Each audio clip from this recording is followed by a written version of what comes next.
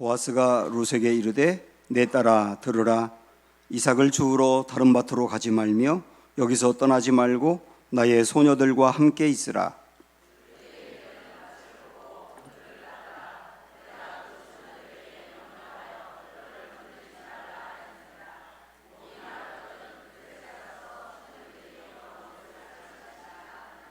룻이 엎드려 얼굴을 땅에 대고 절하며 그에게 이르되 나는 이방 여인이거늘 당신이 어찌하여 내게 은혜를 베푸시며 나를 돌보시나이까 하니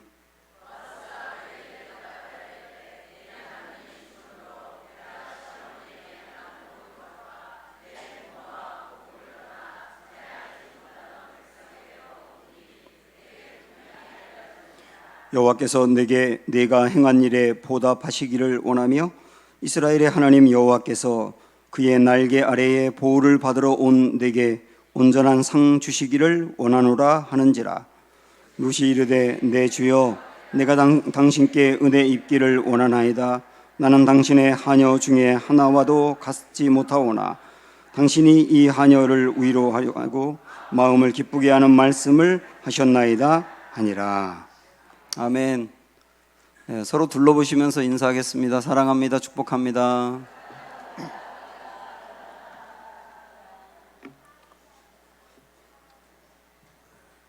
네, 우리가 오늘 읽은 이 룻기는 사사시대 때 쓰여진 것입니다. 그래서 룻기 1장 1절에 보면 사사들이 치리하던 때에 라고 시작을 하면서 룻기가 펼쳐지거든요. 사사시대는 이스라엘의 역사에서 가장 악했던 때라고 여러분이 이해하시면 됩니다. 많은 부분이 악했는데 여자들에 대해서도 인권이 완전히 바닥으로 떨어졌던 때입니다. 사사기의 그 뒷부분의 이야기를 보면 어떤 한 남편이 낯선 지역에 갔다가 사람들이 자기를 해하려고 하니까 자기가 살기 위해서 아내를 내어줍니다. 그 아내를 동네 깡패들이 윤간을 하는데 그 아내가 참혹하게 그렇게 당할 때 남편도 숨어 있고 나서서 막는 사람도 아무도 없어요. 그게 그때 시대의 여성들의 그 인권이었다고 이해하시면 됩니다. 어떤 말씀에 보면 남자들이 그 여자들이 사는 곳으로 들이닥쳐가지고 여자들을 몰래 보쌈을 합니다. 그리고 데려와서 자기 아내를 삼아버려요. 이게 사사시대예요. 근데 이렇게 도저히 이해할 수 없는 일들이 사회에 참 많았는데 이것을 죄로 여기거나 잘못이라고 생각하지 않던 때가 사사시대입니다. 그런데 다른 사람들과 달리 전혀 새롭게 생각하고 새롭게 사랑을 베푸는 보아스라고 하는 사람이 룻기에 나와요. 이 보아스는 모든 사람들이 자기 소견에 옳은 대로 행할 때 보아스는 하나님을 왕으로 삼은 사람이에요. 그리고 하나님을 경외합니다. 그는 하나님을 경외해서 하나님만 잘 섬기는 게 아니고 하나님을 경외함으로 사람을 사랑합니다. 전 이 부분이 너무나 멋있더라고요. 하나님을 사랑함으로, 하나님을 경외함으로 사람을 사랑한다고요. 그는 유력한 사람으로 재산이 많았습니다. 그가 가지고 있는 밭이 많았는데요, 그곳에 일꾼들이 고용돼서 일을 했어요. 가끔 이렇게 순회하면서 자기의 밭을 돌아보게 되는데 일꾼들이 일을 잘하나 체크하기 위해서 가는 게 아니고 일하는 일꾼들을 격려하고 축복하기 위해서 갑니다. 그래서 일하는 일꾼들에게 이 보아스가 축복하면 일꾼들은 또 보아스를 축복하고 이런 아름다운 관계가 이 룻기에 펼쳐지거든요. 그 밭에서 여러 여인들이 이삭을 주었습니다. 굉장히 가난하고 불쌍한 사람들이죠. 그런데 보아스는 가끔씩 밭에 갔으면서도 그 밭에서 이삭을 줍는 사람들의 얼굴을 다 알고 있었어요. 어느 날 그곳에 갔더니 보지 못하던 한 여인이 보이거든요. 그래서 저 여자가 누구냐라고 물을 정도로 비천하고 자기 밭에서 일하는 사람들까지도 신경 쓰며 알고 있었다 그 말입니다. 그게 보아스입니다. 어느 날 이 보아스가 밭에 갔을 때에 이삭을 주우러 온 룻이라고 하는 여자와 만나게 됩니다. 이 룻은 원래 모압이라고 하는 이방 여인인데요, 그 모압 자기가 살고 있던 지역에 남편이 가족과 함께 이민을 왔을 때 만나서 결혼하게 됩니다. 그런데 이 집은 참으로 불행하게도 이 룻이 결혼하기 전에 시아버지가 먼저 돌아가셨고, 결혼하고 난 뒤에 얼마 지나지 않아 자기의 남편과 남편의 형까지 죽는 일이 생깁니다. 결국 이 집안에 남자 셋이 싹 죽고 여자 셋만 남게 된 거예요. 기가 막힌 일이죠. 이 큰 아픔과 상처를 받고 어머니의 원래 고향인 이스라엘 베들레헴이라고 하는 곳으로 가게 되었는데, 시어머니가 생각할 때 이 젊은 과부들이 자기를 따라왔을 때 어떻게 살까 걱정이 되는 거예요. 그래서 너희들 집으로 돌아가라고 하지만 이 룻은 혼자 되고 늙은 시어머니를 혼자 두고 갈 수가 없어서 어머니에게 어머니 돌아가실 때까지 제가 함께 할게요 그러면서 따라와서 베들레헴에 살게 된 거예요.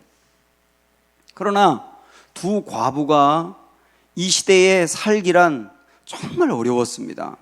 그리고 게다가 땅도 한 평 없거든요.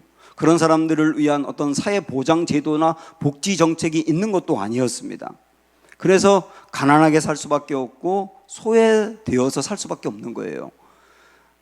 그 과부들을 위해서 그나마 가지고 있는 법이라고 한다면 두 가지가 있었는데, 하나는 이삭을 주울 때 그 집 밭의 주인은 이삭을 줍도록 해주는 것, 그 정도. 그래서 간간히 추수하고 나면 이삭을 주어서 하루하루 연명하는 것 정도. 또 게다가 이따가도 말씀드리겠습니다마는 기업 무르기라고 하는 제도가 있었는데요.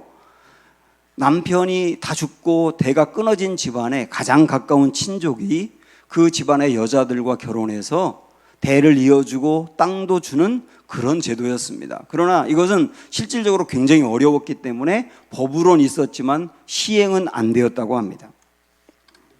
이 비천한 룻은 시어머니와 어떻게 해서라도 살아야 되기 때문에 이삭을 주우러 갔다가 그 밭이 마치 보아스의 밭이기 때문에 보아스를 만나게 된 거예요. 보아스는 아무런 힘이 없는 비천한 이 여자 룻을 사람으로 대우해 줍니다. 저는 이 말씀을 보면서 그 부분이 너무나 좋더라고요. 자기 밭에서 이삭을 줍는다고 해서 막대하지 않고 하대하지 않고 사람으로 대우해 주는 겁니다. 보아스는 우리가 지금 드리고 있는 예배처럼 이렇게 의식이 있는 예배를 드렸을 뿐만 아니라 보아스는 삶의 예배를 드리는 사람이었어요. 보아스는 하나님을 이렇게 노래를 부르며 찬양했을 뿐만 아니라 삶으로 찬양하는 사람이었어요. 그는 자기가 하나님을 찬양했을 뿐만 아니라 자기 때문에 다른 많은 사람들도 하나님 감사해요, 하나님 송축해요, 하나님 찬양해요 하면서 하나님을 찬양하도록 만든 인생이 됐어요. 이 부분이 또한 너무 좋았습니다. 만약에 말입니다, 저 때문에 많은 사람들이 힘을 얻고 하나님 감사해요, 하나님을 찬양해요 라고 할 수 있다면 정말 아름다운 인생 아니겠어요? 그게 바로 보아스였어요. 오늘 우리는 이 보아스와 룻이 만났을 때 보아스가 룻에게 여러 가지 많은 사랑을 베푸는데요, 룻같이 불쌍하고 어떻게 해야 될지 모르고 그러나 살아가려고 하는 사람에게 하나님의 사람을 통해서 어떤 사랑을 베풀어 주시는지를 생각하면서 이 말씀을 보고 싶습니다. 먼저 이때 당시에 사람들은 이 모압에서 온 이방 여인 룻을 뭐라고 불렀느냐면 2장 2절에 보면 모압 여인 룻이 이렇게 표현하고 있는 것처럼 사람들은 다 룻을 부를 때 룻 그렇게 부른 게 아니라 모압 여인 룻 이렇게 불렀어요. 이 말은 뭐냐면 이방 여인이라고 천대했다는 뜻이에요. 실질적으로 유대인들은 이방 사람들을 개 취급을 하면서 무시했거든요. 근데 이 여인도 살기 위해서 베들레헴에 갔지만 그 공동체에 어울리지 못하고 사람들로부터 천대를 받았다는 뜻입니다. 그런데 보아스는 말입니다, 자기 밭에 이삭을 주우러 온 여인을 처음 만났을 때 다른 사람들처럼 모압 여인 룻이라고 부른 게 아니라 이렇게 불렀어요. 보아스가 룻에게 이르되 내 딸아 들으라. 딸이라고 하는 것은 관계적인 호칭이잖아요. 내 딸아라고 부르는 순간 보아스는 나는 당신이 이방 여인이라고 해서 이방 사람과 나와의 경계를 두지 않습니다, 당신도 어엿한 사람입니다 라고 받아들이는 거예요. 젊은 여자가 혼자 됐고 먹을 게 없어서 이삭을 주어야 되고 게다가 이방 사람이기 때문에 천대를 받는데 보아스가 자기를 내 딸아 하고 불러줄 때 이 룻은 얼마나 마음의 위로가 되었을까요? 또한 보아스는 룻을 자기 밭에서 이삭을 줍도록 허락하고 또 넉넉히 줍도록 해줍니다. 룻이 보아스의 밭에 처음 갔을 때 보아스가 보고 저 여자가 누구냐라고 물으니까 그때 일꾼들이 한 말이 있거든요. 7절 보면 그의 말이 나로 베는 자를 따라 단 사이에서 이삭을 줍게 하소서 하였고 아침부터 와서는 잠시 집에서 쉰 외에 지금까지 계속하는 중이니이다. 이 말씀을 언뜻 보면 이삭을 주우러 와가지고 이 시간까지 쉬지 않고 이삭을 줍고 있습니다 라는 말처럼 보이지만은 이 말씀의 원어를 분석해 보면 그런 뜻이 아니고요. 이 여자가 우리 밭에 와서 이삭을 줍도록 허락해 달라고 했는데 여기 일꾼들은 자기 밭이 아니고 보아스의 밭이고 또 이 여인이 이방 사람이기 때문에 이삭을 주우라고 허락할 수가 없었던 거예요. 그러니까 허락을 하지 않았지만 계속 이 자리에 있습니다 라고 말을 하고 있는 거예요. 그러니까 룻의 입장에서 보면 자기가 이방 여인이기 때문에 이삭 줍는 것도 허락하지 않으면 이 집에서 허락하지 않으면 그날 공칠 수가 있어요. 그러면 불쌍한 시어머니와 자기는 입에 풀칠도 못하는 겁니다. 어떻게 하면 좋을까? 어떻게 하면 좋을까? 얼마나 걱정하면서 기다리고 있었겠어요. 그 여인의 이야기를 듣고 보아스는 여기서 주우라고 그러면서 일꾼들에게 뭐라고 말하냐면 저 사람이 이삭을 줄 때 곡식단 사이에서 이삭이 많은 곳에서 죽게 하라고 일부러 떨어뜨리라고 이러면서 배려를 해주는 거예요. 그래서 하루하루 살 수 있도록 해준 겁니다. 뿐만 아니라 보아스는 이 룻을 보호합니다. 또 말씀을 보시면 내가 그 소년들에게 명령하여 너를 건드리지 말라 하였다라고 말하잖아요. 젊은 여자고 혼자 됐고 게다가 이방 여인이다 보니까 일꾼들이 이 여인을 건드릴까 싶어서 보아스가 단단하게 얘기한 거예요. 저 여자 건드리면 내가 그냥 두지 않겠다고. 그래서 보호를 받을 수 없는 이 여인이 보아스로부터 보호를 받는 거예요. 그래서 보호자가 되었단 말입니다. 게다가 지금 아침부터 와가지고 있기 때문에 목도 마르고 배도 고픈데 보아스가 룻에게 이렇게 말하는 거예요. 목이 마르거든 그릇에 가서 소년들이 길어온 것을 마실지니라. 얼마나 목마르겠어요. 이 지역은 물을 얻기가 아주 어렵고 귀합니다. 그런데 목마르면 가서 저곳에 가서 물을 얼마든지 먹으라고 하고 14절에 보면 음식 먹을 때 불러가지고 한 상에 둘러앉아서 마음 놓고 먹을 수 있고 배불리 먹을 수 있도록 배려해 줍니다. 마치 가족처럼 대하고 있는 겁니다. 그러니까 이런 은혜와 사랑과 호의를 받은 룻이 감동해가지고 10절 말씀을 보면 룻이 엎드려 얼굴을 땅에 대고 절하며 그에게 이르되 하면서 하는 말이 뭐냐면 나는 이방 여인이거늘 당신이 어찌하여 내게 은혜를 베푸시며 나를 돌보시나이까 하면서 감동을 받아요. 근데 우리말로 번역한 것은 조금 밋밋하고요. 이 말씀을 히브리어 원어 성경에 있는 것으로 분석을 하면 사실 여기에 언어 유희가 들어있습니다. 무슨 말이냐면 히브리어 중에서 내가 사람을 알아주고 인정해 준다고 하는 말을 나카르라고 하는 단어를 써요. 근데 이 나카르라고 하는 단어에서 파생된 말 중에 사람을 무시하다, 반대 개념이죠. 인정하는 게 아니고 무시하다의 개념은 노크리라고 하는 단어를 씁니다. 그런데 이 나카르라고 하는 말하고 노크리라고 하는 반대 개념이 이 룻의 고백 속에 다 들어있는 겁니다. 그래서 결국은 룻이 했던 말은 뭐냐면 아니 저는요 별 볼 일 없는 노크리인데 사람들로부터 무시를 당하고 정말 쓸모없는 사람이라고 생각을 하고 나 정말 아무것도 아닌데 나 노크리인데 어떻게 나를 노크리가 아니고 인정해 주면서 어엿한 사람으로 나카르로 여겨주시는 거예요. 나는 노크리에 불과한데 어떻게 나를 나카리로 여겨주시는 거예요 하면서 감동을 받지 않습니까? 우리가 남을 도울 때 돕는 사람이 인격적으로 대우를 받았다고 생각하게 도와주셔야 돼요.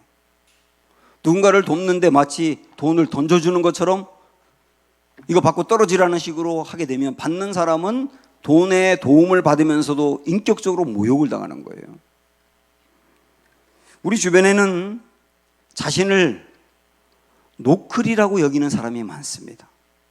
나는 정말 쓸모없는 사람인데, 나는 이 시대에서 소외된 사람인데, 나는 주목받지 못하는 사람인데, 그렇게 생각하며 사는 사람이 많습니다.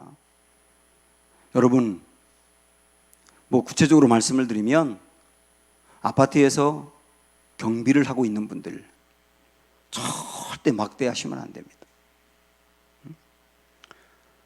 그분들은 다 대부분 연세가 많은 분들인데 명령조로 이야기를 하면서 마치 내가 하인을 부리듯 부리면 절대로 안 되는 거예요. 함부로 대할 분들이 아니에요. 밖에서 청소하는 분들 얼마나 수고를 많이 합니까? 그분들을 만나면 그냥 가지 말고 아유 정말 고생이 많으시다고, 그래서 이 세상이 깨끗해져서 너무나 좋다고 감사를 표현하셔야 되는 거예요. 배달하는 분들이 있지 않습니까? 배달하는 분들이 여러분 앞에 배달을 하거나 또 음식을 가져오면 그냥 돌려보내지 말고 음료수라도 하나 주워서 돌려보내세요. 당신이 수고해서 우리가 이렇게 편안하게 살 수 있겠다고 감사하는 것을 표현해야 되는 거예요. 이 시대에 자신을 노클이라고 여기면서 자책하고 내가 이 사회에서 그늘졌다고 생각하는 사람들이 많은데요, 그 사람들이 이 사회에 대해서 정말 원하는 거는 나에게 돈 좀 많이 주세요가 아니라 나를 좀 사람 대우해 주세요예요. 사실 보아스는 이 룻에게 굉장한 것을 준 것이 아닙니다. 룻의 집이 땅이 한 평도 없으니까 땅을 뚝 떼어서 준 게 아니에요. 아직은 그에게 준 거는 따라하라고 불러주고, 여기서 이삭을 주어도 돼라고 허락하고, 목마르면 가서 물을 마시라고, 배고프니까 이리 와서 음식을 먹으라고, 그리고 다른 사람이 건드리지 못하도록 보호해주고, 그런 건데요, 그거 별거 아니거든요. 할 수 있는 거거든요. 그런데 그거를 받은 룻은 와, 나를 쓸모있는 사람으로 인정해 주네, 나를 낙하르라고 보아주네, 그러면서 살고 싶은 마음까지 생기는 거예요. 게다가 이 보아스는 룻의 수고를 인정해 줍니다. 사실 정말 어렵게 살고 내 가정을 위해서 수고하고 애쓰고 다른 사람을 위해서 고생하고 교회를 위해서 수고하는 분들이 아유 정말 수고했어요, 감사하고 수고했다고 인정해 줄 때 힘을 내지 않습니까? 제가 대전에서 목회할 때 어떤 그 집사님 한 분이 남편이 너무나 일찍 두 아이를 낳고 아이들이 어릴 때 돌아가셨어요. 그래서 두 아이를 혼자 키웠습니다. 정말 고생 많이 했습니다. 이런 일 저런 일 하면서 아이들 키웠어요. 근데 두 아이가 다 대학에 열심히 공부해서 좋은 대학에 들어갔어요. 둘째 아이가 대학에 들어가서 합격했다는 이야기를 들었을 때 그 집사님이 음료수를 사갖고 제 사무실에 찾아왔어요. 목사님 기도해 주셔서 감사해요. 그때 제가 집사님한테 앉으라고 그러고 기도해 드렸는데, 기도하면서 주님, 우리 집사님 정말 그동안에 고생을 너무나 많이 했는데 하나님이 이 수고를 알아주시고 보상해 주셔서 감사해요. 그렇게 기도하니까 엉엉 울어요. 엉엉 우는 거예요. 자기가 그동안에 얼마나 고생했는지 그 고생한 게 생각나서 울기도 했겠지만은 하나님이 이 고생한 것을 몰라주지 않고 알아주고 내가 너를 안다, 수고 많았다, 너 잘했다, 그렇게 인정해 주는 것 때문에 감격하는 거예요. 보아스는 시어머니를 따라서 이곳에 와가지고 이방 여인이라고 천대받으면서도 이삭이라도 주워가지고 살려고 하는 이 여인에 대해서 뭐라고 말하는지 아세요? 한번 여러분 이 말씀 들어보세요. 보아스가 그에게 대답하여 이르되 내 남편이 죽은 후로 내가 시어머니에게 행한 모든 것과 내 부모와 고국을 떠나 전에 알지 못하던 백성에게로 온 일이 내게 분명히 알려졌느니라. 아, 당신이 룻이군요 하면서 아, 당신이 이 시어머니에게 한 일, 그러면서 이렇게 수고하고 하는 일 마을 사람들이 다 알아요. 나도 소문으로 들어서 알아요. 와, 이 말 들을 때 룻의 마음은 모든 고생한 것이 다 풀어지는 거예요. 그래서 그 다음에 룻이 뭐라고 말을 하느냐면, 보세요. 이렇게 말을 해요. 룻이 이르되 내 주여, 내가 당신께 은혜 입기를 원하나이다. 나는 당신의 하녀 중에 하나와도 같이 못하오나 당신이 이 하녀를 위로하시고 마음을 기쁘게 하는 말씀을 하셨나이다. 알아주니까 마음이 위로가 되고 기쁨이 생기면서 더 열심히 살아야지, 내 어머니 잘 모시고 살아야지, 이런 마음이 생기는 거예요. 우리 하나님도 여러분이 가정에서 가장으로서 무거운 어깨를 짊어지면서도 하루하루 열심히 살아가는 거, 자녀를 양육하는 거, 그 고난 속에서도 정말 수고하고 헌신한 거, 교회 나와서 이렇게 수고하는 거 분명히 알아주십니다. 인정해 주십니다. 그것으로 인하여 위로를 받으세요. 뿐만 아니라 보아스가 룻에게 베푼 그 은혜의 하이라이트는 보아스가 기업 무르는 자가 되었다는 거예요. 제가 앞에 서두에서도 말씀드렸지만은 이때 당시에 남자들이 다 죽고 대를 잇지 못한 채로 여자들만 남겨진 집이 살 수 있는 길은 기업 무르는 자 제도라고 했지 않습니까? 친족 중에 가장 가까운 사람이 그 집의 여인과 결혼하고, 그래서 거기서 낳은 아이를 책임지는 거거든요. 그런데 보아스는 사실은 이 룻의 집안에 가장 가까운 친족이 아니에요. 가장 가까운 친족이 따로 있었습니다. 그 사람은 내가 왜 그런 일을 하냐고, 나 그렇게까지 손해보고 싶지 않다고 하면서 거부했거든요. 그런데 보아스는 기업 무르는 자가 된 거예요. 룻과 결혼합니다. 룻과 결혼하면서 룻과 나오미를 책임집니다. 그 사이에서 아이가 태어났어요. 오벳이라고 하는 아이가 태어났는데, 그 오벳이라고 하는 아이는 사실은 호적으로 자기 아이가 되는 게 아니고 나오미의 아이가 되는 거예요. 왜냐하면 그 집의 대를 이어야 되거든요. 거기 아이가 되는데도 불구하고 이 아이를 자기가 책임지는 겁니다. 그 집에 땅도 줘야 돼요. 그렇게까지 할 필요가 없는데, 그렇게 하는 게 매우 어려운 일인데, 그러나 기꺼이 보아스는 기업 무르는 자가 된 겁니다. 그래서 룻기 1장에 보면 그 남편 죽고 두 아들 죽고 빈털터리가 되어서 베들레헴에 올라온 그 나오미를 보고 마을 사람들이 10년 만에 나타난 나오미를 보고 깜짝 놀래요. 왜냐하면 얼굴이 너무 상해버린 거예요.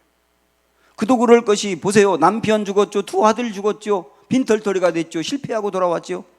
그 얼굴이 어떻겠어요? 10년 만에 그 모습을 보고 깜짝 놀랄 정도로 사람들이 놀래면서 걱정하거든요. 그때 나오미는 자기 스스로 뭐라고 말하냐면, 여러분, 제 이름이 나오미인데요, 지금부터는 저를 나오미라고 부르지 말고 마라라고 부르세요. 나오미라고 하는 뜻은 기쁨이란 말이고 마라는 쓰다는 말인데, 이름은 기쁨이란 뜻인 나오미지만 내 삶은 마라라고 하는 쓴 것 그 자체니까 지금부터 나를 그렇게 부르세요라고 스스로를 또 자책하지 않습니까? 그게 룻기 1장입니다. 그런데 보아스를 만나는 일이 있고 보아스가 그 가정에 기업 무르는 자가 된 다음에 4장으로 가면 어떻게 바뀌느냐면, 아유, 저 나오미 어떡하면 좋아, 저 얼굴이 뭐야, 10년 만에 나타나는데 형편없네 하고 탄성을 질렀던, 그 탄식했던 사람들이 이제 나오미의 그 모습을 보면서 이 집에 애가 태어났어요, 땅을 얻었어요, 또 대를 잇게 됐어요, 유력한 보아스가 이 집을 책임져요, 그런 모습을 보면서 와, 어떻게 이렇게 바뀔 수가 있어, 그러면서 탄식했던 사람이 탄성을 지르는 거예요.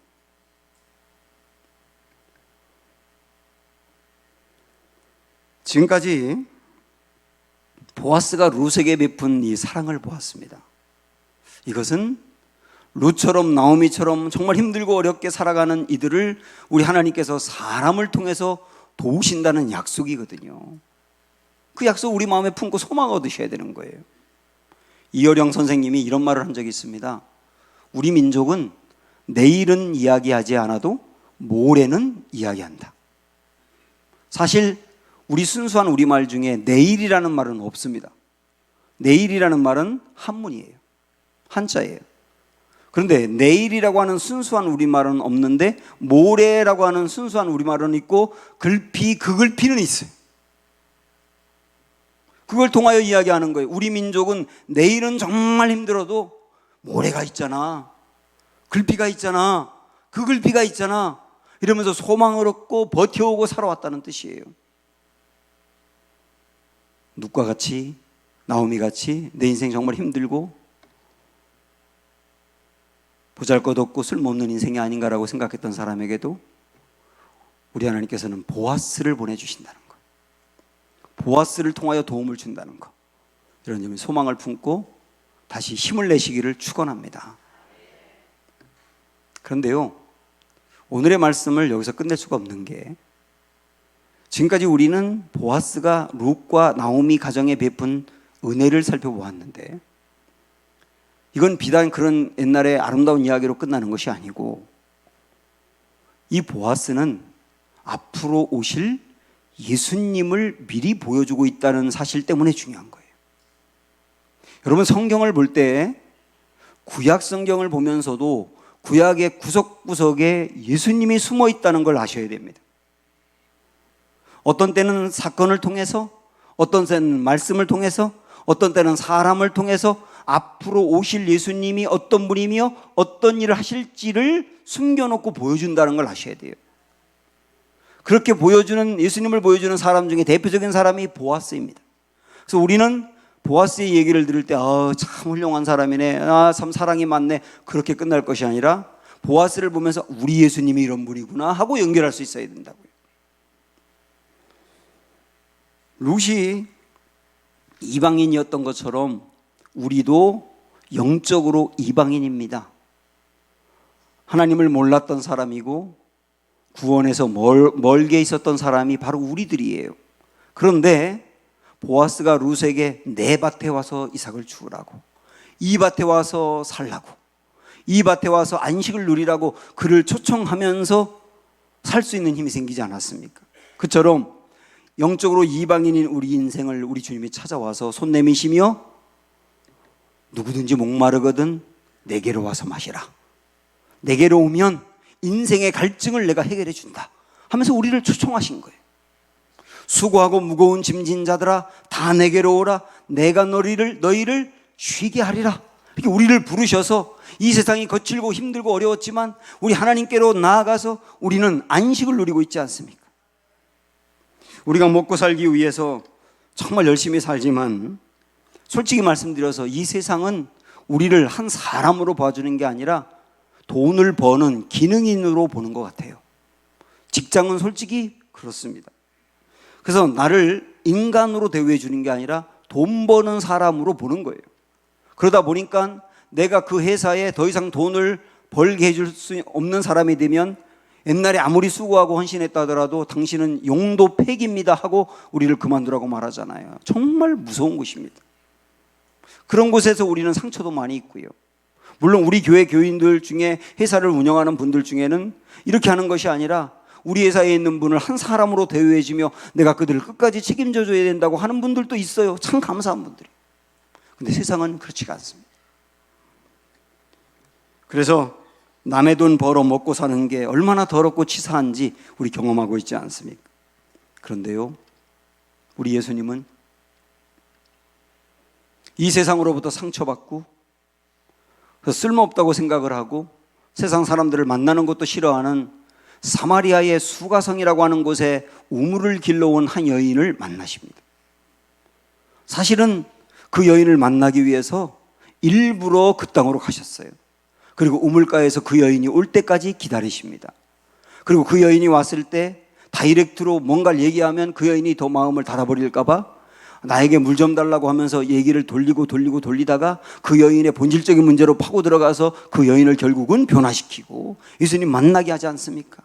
한 여인을 위해서 이렇게 수고하고 애쓰는 예수님의 마음을 보면서 우리는 보아스를 보며 예수님이 보이는 거예요.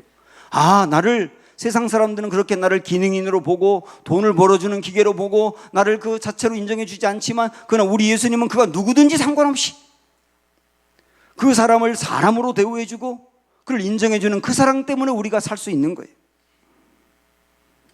그리고 보아스가 그 밭에서 일하는 많은 일꾼들에게 절대로 저 여인 건드리지 말고 보호해 주라고 했던 것처럼 하나님도 우리를 구원해 내시고 교회를 다니게 하시며 어떤 때 정말 힘들 때 내 주위에 있는 교인들과 사람들이 나와 함께하게 하고요. 그리고 어떤 때는 내가 어려움 때문에 주저앉아 있을 때는 그들이 우리를 찾아오게 하고, 그리고 넘어져 있을 때는 우리에게 와서 권면하고 우리를 위해서 기도하고 연락도 하고, 그래서 우리를 이렇게 세우지 않습니까? 그들이 다 우리의 보호자가 되는 거예요. 영적으로 무너지려고 할 때 그들이 우리에게 도움을 준 것으로 인해서 정신 바짝 차리고 다시 일어나지 않습니까? 그 많은 보호자를 우리 주변에 둔 것이 주님의 은혜 아닙니까? 룻을 건드리는 자는 내가 그냥 두지 않겠다고 말했던 것처럼 하나님도 지금 우리를 그렇게 보호하십니다. 스가랴서에 있는 말씀을 보면요, 만군의 여호와께서 이같이 말씀하시되 영광을 위하여 너희를 노력한 여러 나라로 보내셨나니, 그 다음 뭐라고 말씀하느냐면 너희를 범하는 자는 그의 눈동자를 범하는 것이라. 여기서 말하는 그는 하나님이거든요. 이런 말입니다. 너희의 눈동자를 건드리는 사람은 내가 내 눈동자를 건드린 것처럼 생각할 거야. 내가 그냥 두지 않을 거야. 그렇게 말하면서 우리를 보호하고 계신 하나님의 따뜻한 말씀이 지금도 우리를 그렇게 보호하시는 거예요. 룻이 그 보아스가 베푸는 은혜와 사랑이 너무나 고마워서 땅에 엎드려서 감사를 표현했던 장면이 또다시 생각이 납니다. 아니 어떻게 쓸모없는 노크리인 나를 그렇게 인정해주면 낙하루로 해주시는 겁니까? 라고 말했던 그 장면 말입니다. 우리도 죄를 지어서 하나님의 그 은혜를 받고 난 뒤에도 죄를 지어서 형편없이 넘어져 있는데도, 정말 노크리가 될 수밖에 없는데도 하나님은 낙하루로 나를 여겨주시며 다시 건져내주는 그 사랑, 그것 때문에 우리가 힘을 내는 거예요. 어떤 사람들은 사람들로부터 시달리고 무시를 당해서 진짜 나는 쓸모없는 사람인가 보다라고 생각하고, 또 어떤 청년들은 여러 번 취직을 하기 위해서 시험을 보고 도전하는데 자꾸 되지 않고 그럴 때 주눅 들면서 넘어져서 나는 별 볼 일 없는 존재인가 봐 라고 생각하고 있을 때, 아니야, 너는 낙하루야, 내가 너를 얼마나 귀히 여기는데 너는 다시 일어설 수 있어 라고 소망을 주는 분이 주님이세요. 그 주님 때문에 힘을 내는 거 아닙니까? 무엇보다도 우리 예수님이 우리에게 베푸는 큰 사랑은 우리 인생의 기업 물을 자가 되었다는 사실입니다. 정말 이대로 있으면 끝나는 인생인데, 그런데 우리를 위해서 예수님이 오셔서 그렇게까지 할 필요가 없는데, 그렇게까지 안 하셔도 되는데, 그렇게까지 해줄 만한 존재가 아닌데, 우리 보아스가 룻의 가정을 건져내기 위해서 기업 무르는 자가 되어서 그 많은 손해를 입은 것처럼 우리 예수님도 그렇게까지 안 하셔도 되는데 우리를 건져내고 살려내기 위해서 당신의 목숨을 십자가에 내어놓으신 거예요. 그래서 우리 한 명 한 명을 다 살려 영생의 길로, 구원의 길로, 생명의 길로 인도해 주신 거예요. 우리의 최고의 기업 물을 자는 예수님이십니다. 사랑하는 여러분, 사람을 통해서 이렇게 우리를 도우며 살려내시는 주님, 보아스의 모습을 통하여 예수님이 그런 분이라고 하는 것을 깨닫게 하고 그 은혜를 받게 하신 그 주님, 이 사랑을 우리가 주님으로부터 받았다면 우리 이 시간에 이런 생각 해봤으면 좋겠어요. 우리도 보아스처럼 하나님의 사랑을 나타내는 사람이 되어야 되지 않을까. 보아스처럼 살아야 구원을 받는다는 아니에요. 그러나 이미 구원과 사랑을 받은 사람이라고 한다면 보아스처럼 우리 하나님의 사랑이, 예수님의 사랑이 얼마나 좋은지를 나타내고 보여주어야 하지 않겠느냐는 거예요. 하나님이 나오미와 룻 같은 불쌍한 사람들을 위해서 만든 제도가 있었습니다. 레위기 19장의 말씀을 보면 너희가 너희의 땅에서 곡식을 거둘 때에 너는 반 모퉁이까지 다 거두지 말고 내 떨어진 이삭도 줍지 말며 내 포도원의 열매를 다 따지 말며 내 포도원에 떨어진 열매도 줍지 말고 가난한 사람과 거류민을 위하여 버려두라. 나는 너희의 하나님 여호와이니라. 추수할 때 다 베지 마. 모퉁이에 있는 것까지 싹 다 베지 말고 남겨둬. 그걸 갖고 먹고 살아야 될 사람이 있는 거야. 아니 이삭 떨어진 것까지 줍지 마. 인색하게 놔둬. 그걸 또 주어 가야 하루하루 풀칠하며 사는 사람이 있는 거야.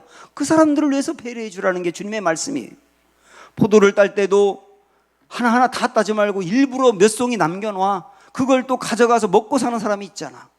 여러분, 주님의 이 말씀이 얼마나 귀합니까? 이걸 사회적인 제도로, 법으로 만들어서 시행하게 한 거예요. 이 말씀 다시 말하면 내가 수고한 것이지만 남을 위해서 일부러 버리라는 거예요. 내가 수고한 것이지만 남을 위해 일부러 버려라. 그게 하나님의 마음이다. 사실요, 생각해 보면 우리가 남을 위해서 일부러 버리는 거는 별거 아닙니다. 내가 그거 없어도 사는데 아무런 문제가 없어요. 우리가 그 정도를 베푸는 거 아닙니까, 사실은. 그러나 그것에 도움을 받는 사람은 어떻게 하는지 아세요? 하나님이 나를 사랑한다고 느끼는 거예요. 하나님이 나를 사랑하는구나. 하나님이 여전히 나를 버리지 않았구나. 내가 그토록 기도한 거 하나님이 응답해 주셨구나. 그걸 알면서 하나님의 사랑에 감격해서 믿음이 좋아지는 거예요. 그리고 살 힘이 생기는 거예요. 어느 심리학자가 이런 조사를 했다고 합니다. 어린 시절에 굉장히 불행한 가운데 사는 사람들 210명을 어릴 적부터 성인이 될 때까지 계속 추적해가며 조사를 한 겁니다. 그리고 연관 결과를 발표했어요. 과연 이 어릴 적에 열악한 환경 속에서 산 사람들이 성인이 될 때 어떤 모습일까를 보고 싶었던 겁니다. 그런데 안타깝게도 이 아이들의 상당수가 학습장애, 성격장애, 사회 부적응 같은 어려움을 겪었다고 합니다. 그런데 참 놀랍게도 그렇게 열악하고 어려운 환경 속에 살았던 사람 중에 210명 중에 3분의 1 정도 되는 72명은 그렇지 않더라는 거예요. 72명은 열심히 살고 또 성공도 하고 또 영향도 미치면서 그렇게 살더라는 겁니다. 그래서 이 72명은 왜 그럴까 하고 연구하고 결론을 냈습니다. 그 결론이 뭐냐면 자신의 입장에서 이해해주고 받아주는 사람이 한 명만 있다면 이렇게 열악한 환경에서도 달라질 수 있다. 이게 결론이. 자기 자신을 노크리로 여기며 어릴 적부터 어려운 환경 속에 살다 보니 나는 쓸모없는 사람인지 몰라 라고 생각했던 그 사람들에게 아니야, 너는 나카르야. 하나님이 사랑하는 존재야. 너의 인생은 행복할 수가 있어. 이렇게 말해주는 사람이 한 명이라도 진지하게 얘기해주는 사람이 있을 때 이 사람은 살더라는 거예요. 이 시대의 보아스들, 우리가 되어야 되지 않겠습니까?